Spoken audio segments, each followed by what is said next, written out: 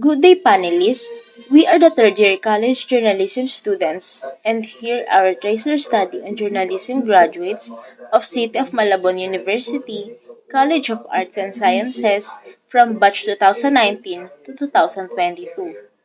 I am Linuel Abi Peralta. I am Clarice Macy Ann Pagobo. And I am Abigail Malik. Journalism is a field that serves the public by conveying information accurately and insightfully. It is a profession that goes beyond paper and pen. As journalists function as the messenger of truth, watchdogs, and links between society and the world. In the Philippines, there are almost 50 schools that offer journalism. And the City of Malabon University is one of the many institutions in the Philippines that offer a journalist program or journalism program. The program aims to equip students with necessary skills and knowledge to become successful journalists. However, little is known about the employability of the program's graduates, and the career prospect of journalism graduates remain uncertain. After graduation, many hope to work in media companies, but some may find success in other fields. This research aims to examine the employability of graduates of the Bachelor of Arts and Journalism program from the City of Malabon University. Specifically, we seek to discover the demographic profile of the graduates and their employability status. We hope that this study will be helpful to the university faculty, the current and the future students, and other stakeholders. The objectives of our study are as follows. The first one is to determine demographic profile of the journalism graduates. This includes the age, gender, civil status, residency, year graduated, honors or award received, performance in government exam and training in advanced education.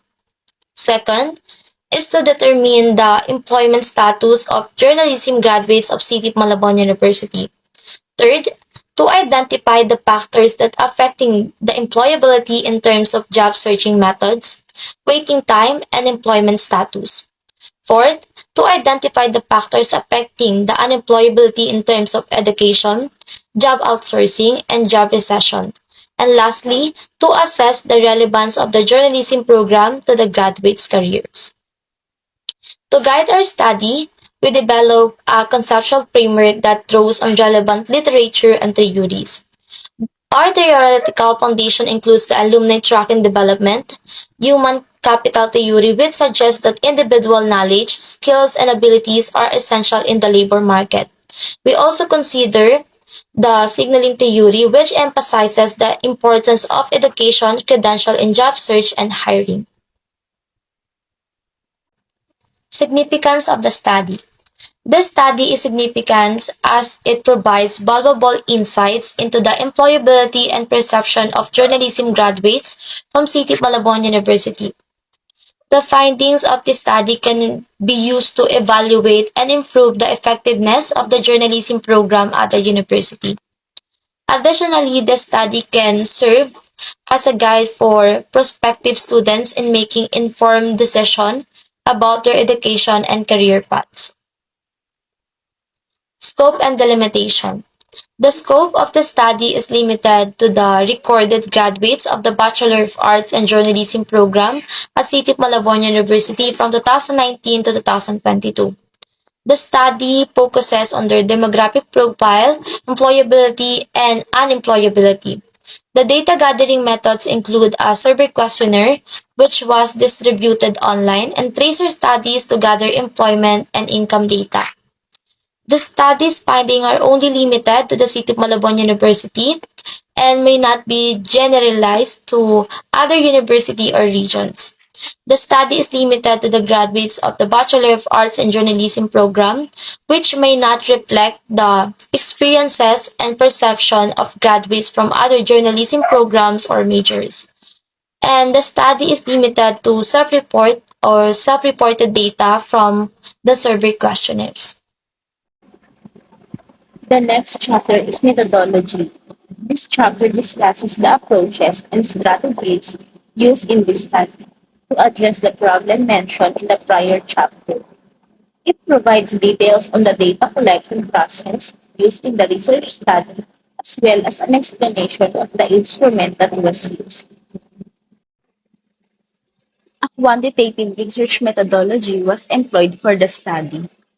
The methods used in quantitative research enable the measurement of the variables within a group of individuals or groups, producing data that is later subjected to statistical analysis. The researchers utilize a descriptive design to fully explain the demographic profile, employability, and the non-employability of the respondents. It entails assembling information on occurrences, followed by organizing, tabulating, displaying, and explaining the information gathered. Because the purpose of this research is to gather data, to test hypotheses, or provide answers to questions about the employability and unemployability of graduates. Descriptive designs are integrated with the questionnaires. A descriptive study design looks for information to carefully characterize populations, situations, or occurrences.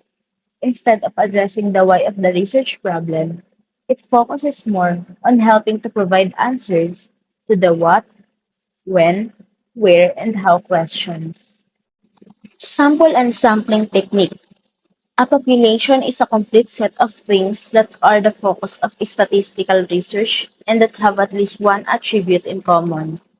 The total population consists of the City of Malabon University's College of Arts and Sciences graduates of the Bachelor in Journalism program from 2019 to 2022. Purposive sampling was utilized in this study to choose study participants from among the City of Malabon University's population of journalism graduates. The relevance of the participants to the research topic and goals, as well as their professional development and level of success in the journalism field, was taken into consideration while choosing them. While it is important to acknowledge that the use of this sampling method may have introduced bias into the study, purposive sampling allowed for the selection of participants who were most likely to provide insightful information about the outcomes of the journalism program at City of Malabon University. By providing a convincing justification for the use of purposive sampling, outlining the selection procedure, and recognizing any potential biases or limits connected with sample approach, the researcher took steps to reduce bias and ensure the validity of the findings. The study's instrument was a questionnaire because it was a quantitative research project. Questionnaires, which are either given or sent to people who are asked to respond to specific questions, are used to collect data and information. A panel of experts made up of professors and professionals in the field of journalism approved the survey questionnaire. To make sure the questions were pertinent, understandable, and objective, the experts reviewed them and offered input. This is a list of inquiries that the responders are asked to respond in order to solve an issue. This is often accompanied by brief instructions that are delivered in person or by mail to the respondent. Participants in surveys have enough of time to carefully ponder each questions and record their best responses, producing more accurate data for better results.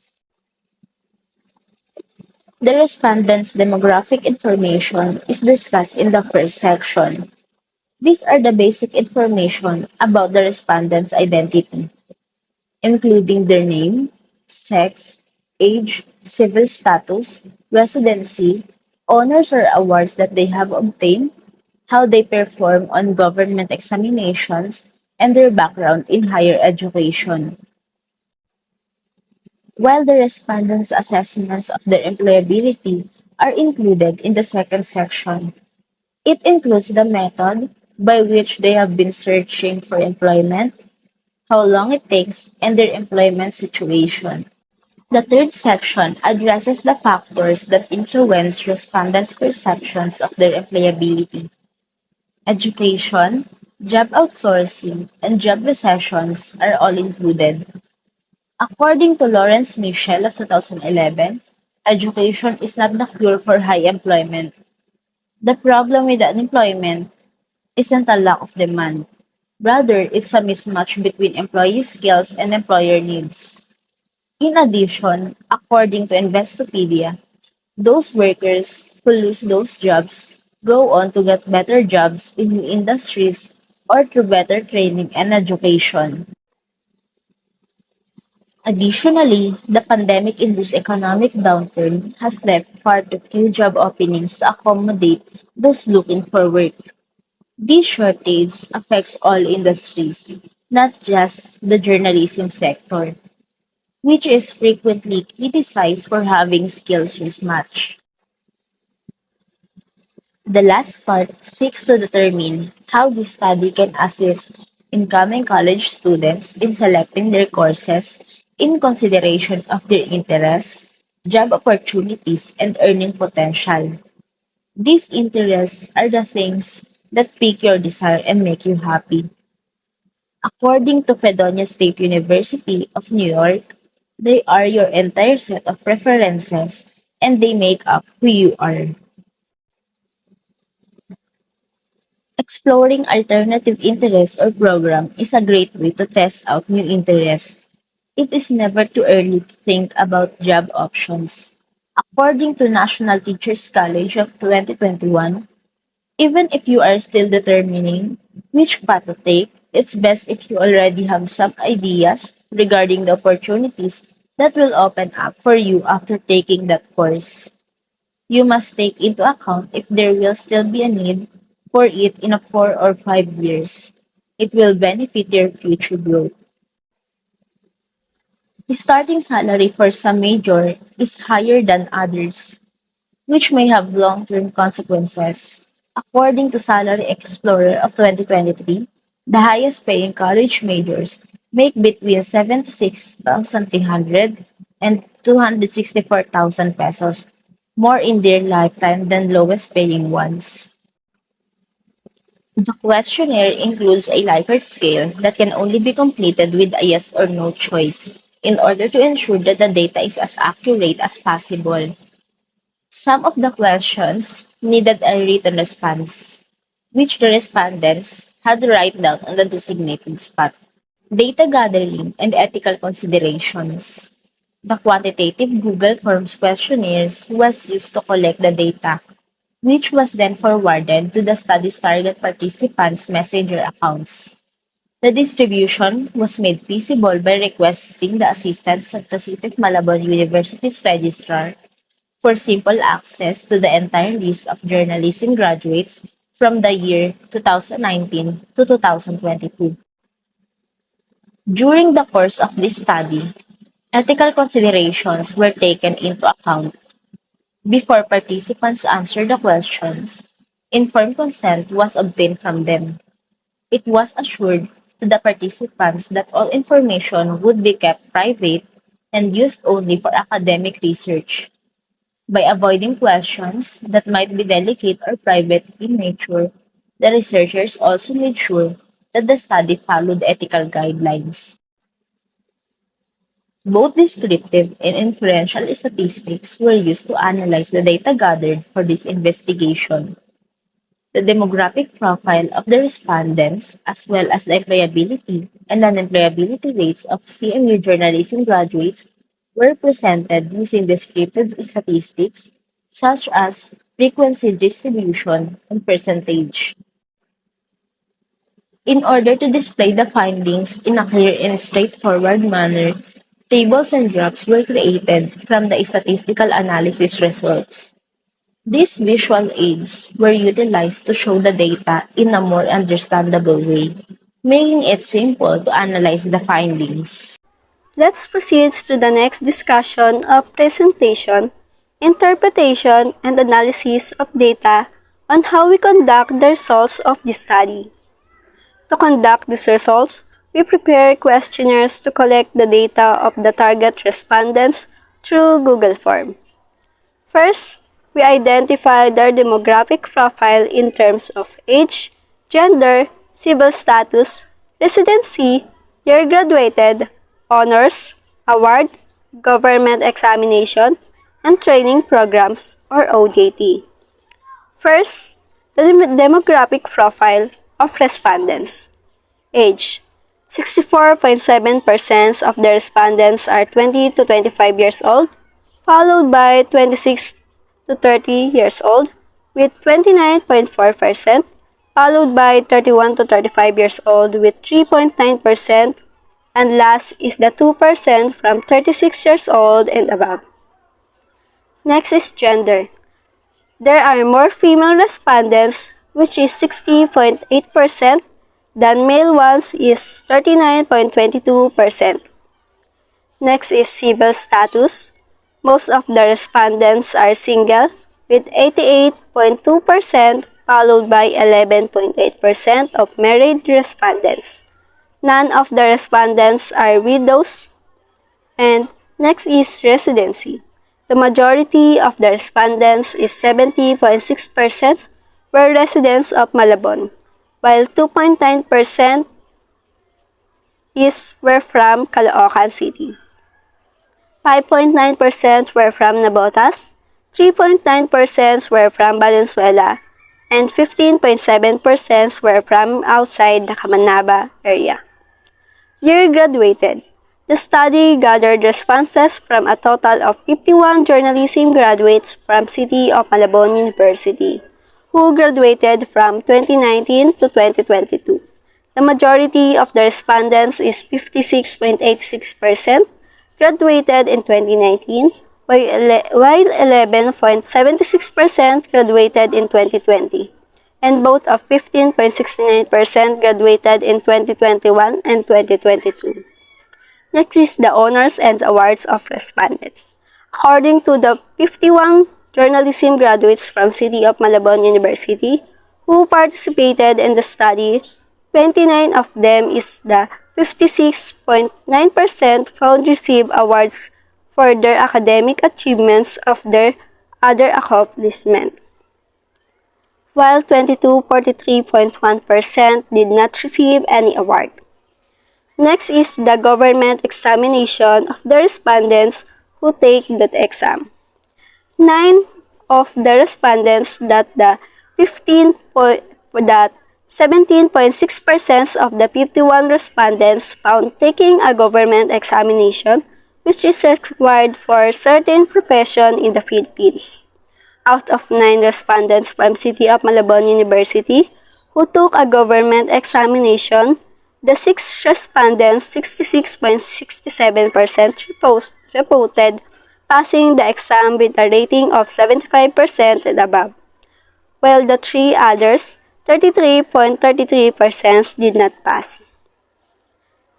Next is the advanced training program.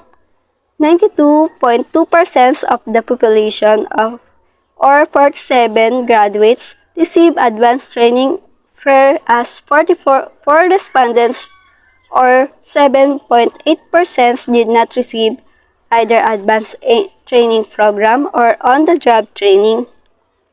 42 of respondents, 82.4% of the graduates attended course-related orientations and seminars, while 9 or 17.6% of the population was not able to attend the said events.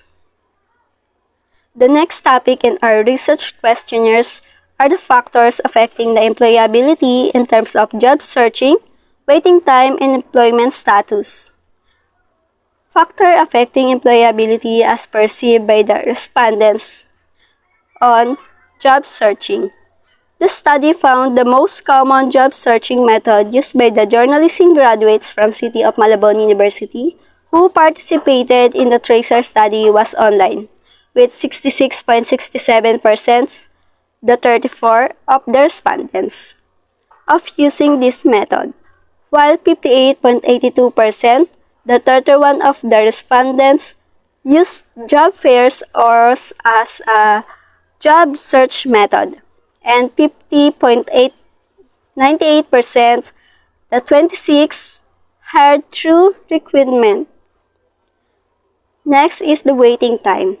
Out of the 51 respondents, 35.29% which is the 18 respondents, did not have to wait to get employed after graduation, while the 49.2%, the 25 respondents, waited for 1 to 3 months to find employment, and 15.69%, the 8 respondents, waited for 3 months to 1 year to be employed.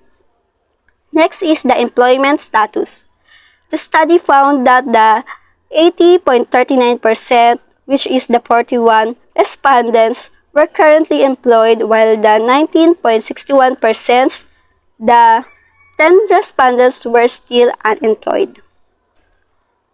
The next one of our topic in our research questionnaires is by answering the factors affecting unemployability in terms of education, job outsourcing, and job recession.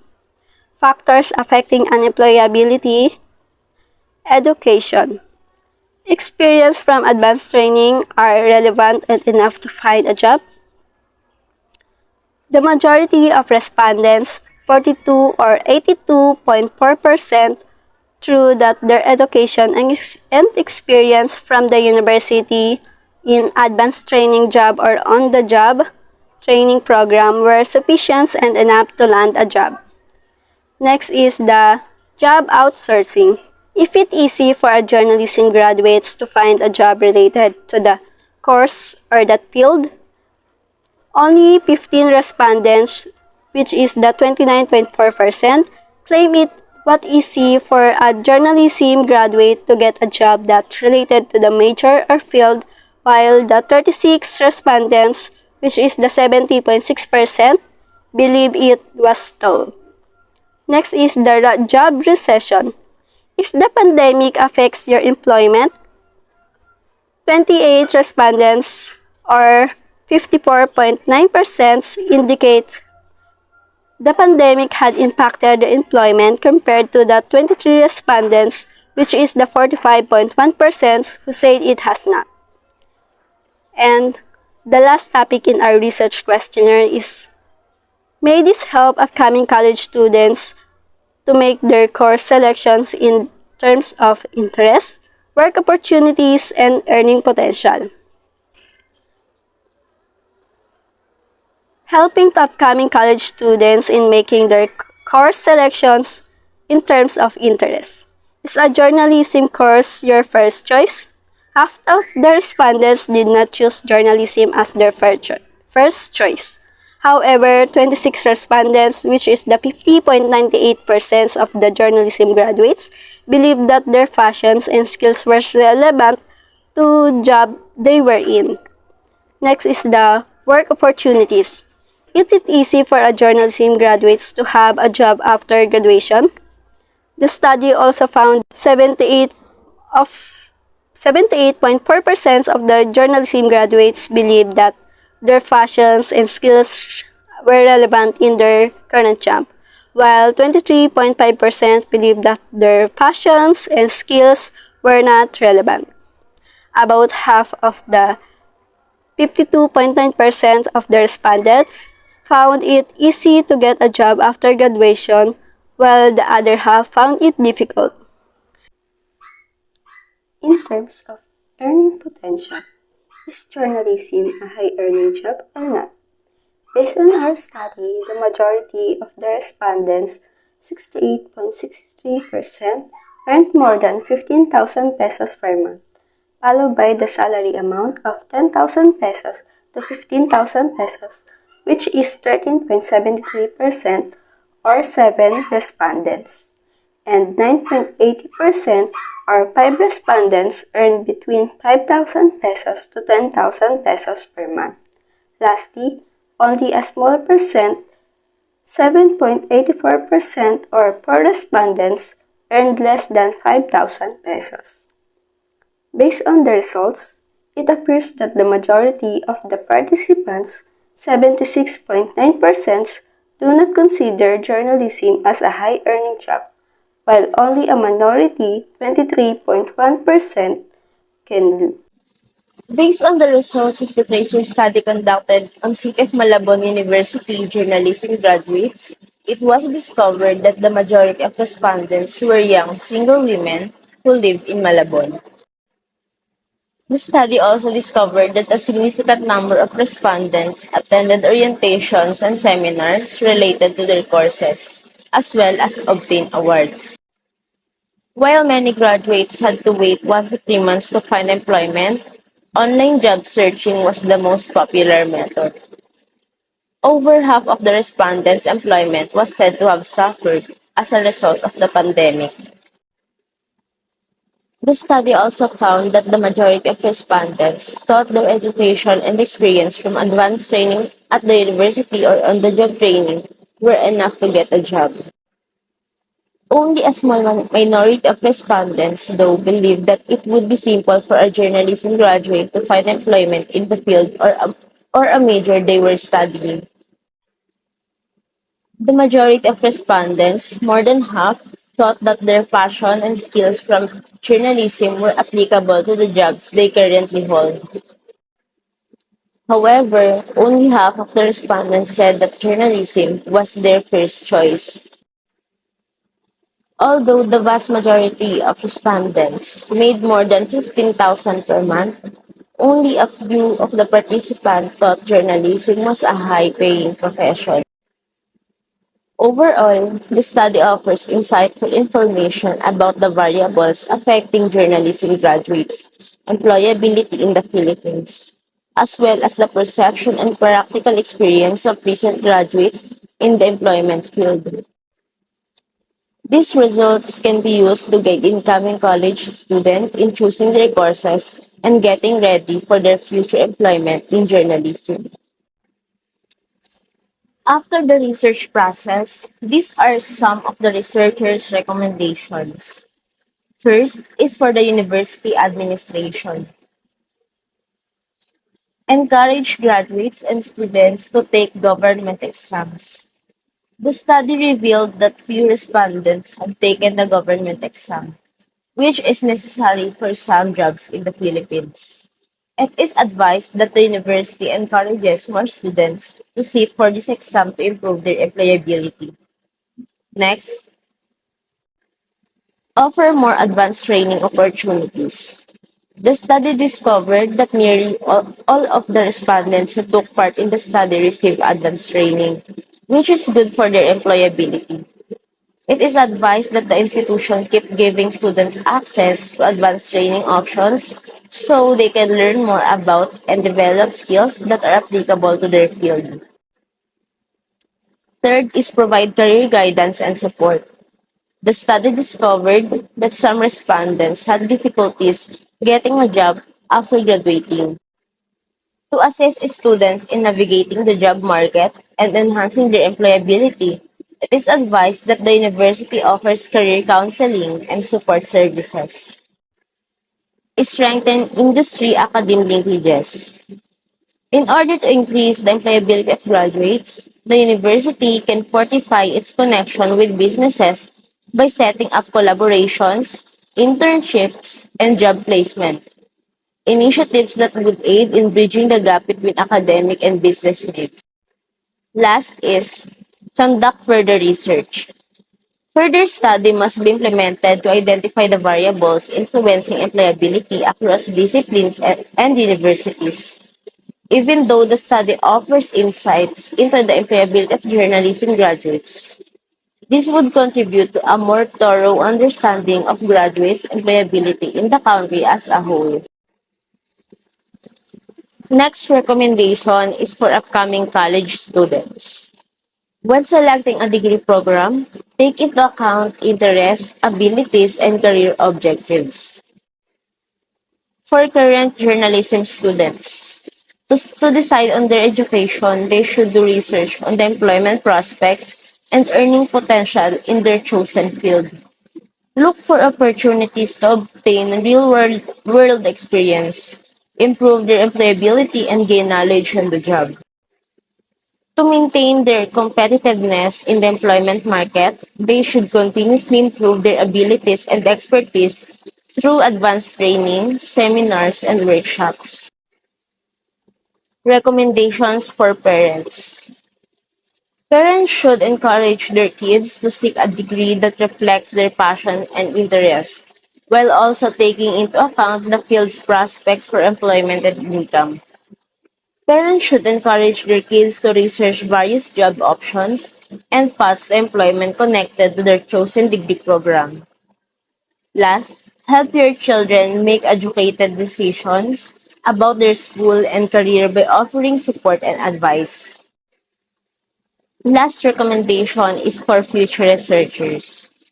Further studies required to identify the variables influencing employability across disciplines and universities, even though the study offers insight into the employability of journalism graduates. This would contribute to a more thorough understanding of graduates' employability in the nation. Next is find out which knowledge and skills journalism graduates feel are most important for their professions. This can assist academic institutions in creating curricula that better equips students for the demands of the workplace. Next is analyze how internships affect journalism graduates' employability. This can offer information about the kinds of internships that are most advantageous and how universities can help students more effectively secure these opportunities. Lastly is examine how extracurricular activities such as participation in student newspapers or journalism clubs can improve a journalism graduate's employment. This can assist institutions in developing plans to encourage students' participation in these activities.